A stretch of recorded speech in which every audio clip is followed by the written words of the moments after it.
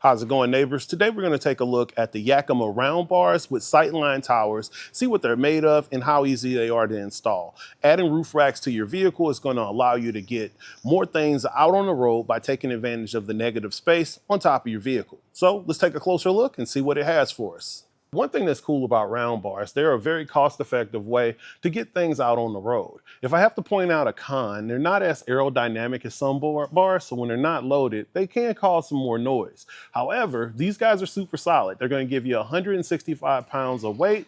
Make sure you're checking your manufacturer's guide to see how much weight can go on top of your vehicle. However, these guys are super solid. Powder-coated steel is going to hold up against the abuse of being on top of your vehicle, and we're going to go down to our towers. Now, the materials that they use for these are similar to the ones that the manufacturers use on the vehicle. So they're designed to deal with outside temperatures as far as heat and cold. It's ready for anything you throw at it. You also can switch out to the Yakima same key system. This lock core pops out and you'll be able to have one key for all your Yakima items. So if you also have, say, the Skinny Warrior or a rooftop box from Yakima, you can have one key for all of it. Now, what really holds it all down is going to be our towers right here. The pad underneath is going to fit right into your gutter and then hook into your door jamb. It's padded rubber, so it's not going to cause any damage, and it's going to give you that nice tight custom fit. Now, as far as installation, only thing that you're going to need that's not included is a tape measure. So I would suggest that you grab that and I'll show you how to get it done. We're going to go ahead and get everything put together. I've already installed the front bar just so because it's based off of the distance from the windshield within the instruction manual. So you're going to take your towers, and they may come pre-installed with these brackets here that are used for like your jet stream bars.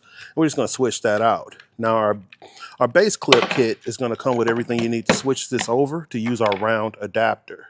Now you're going to get this guy in here. You're just going to drop it in, making sure those ridges, these little lips, fall right onto the sides. And you just kind of press it in with your thumb. From here, we're going to go ahead and slide this into that slot, trying to align the screw with the thread on the bottom of our round adapter. We're going to set up our pitch and toe here. You have B and 2 right here, and that's going to be the center lines, and that's, just tighten those guys down. Now, as far as the one right here, that's what holds your brown bar into place, so don't over tighten it so you can still get it down your pole. We're going to get our pad. This is the part that's facing outward. You want this to hang out, the open part to go face you. You just snap it right onto the bottom. You see it snaps into place. And from here, this is the actual clip that goes in your door jamb. You're going into this slot and you're attaching it to the hook on the inside here. So you're just going to kind of feed it in and hook it on. Once you get it up there, this is where you're going to tighten it down.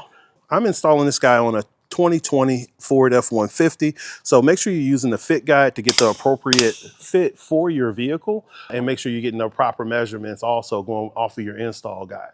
So now we're going to take this guy and get it on the roof. Couple pointers as far as our spread. We're right at 32 inches here on our vehicle, measuring from the front of your towers. Now, you definitely want to make sure that you have everything aligned correctly because it just won't fit otherwise. Now, you have 2 screws to make your adjustments. This is going to lower the clamp, and right here, the guide screw is going to allow it to clamp onto your roof. Now, the good thing is you don't have to worry about over tightening it because Yakima includes a torque wrench with it. So it's going to clamp down and you'll just hear a click once it's where it needs to be. And now you're good to go. And this is the part where you would put in your optional lock core.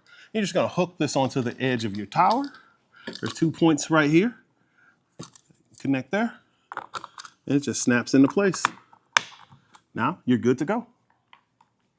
When you get out there, I'd love to see a photo of what you do and how you're using your round bars because I just love having that interaction with you. So once again, this is Ed with etrailer.com, taking a look at the Yakima round bars with BaseLine Towers.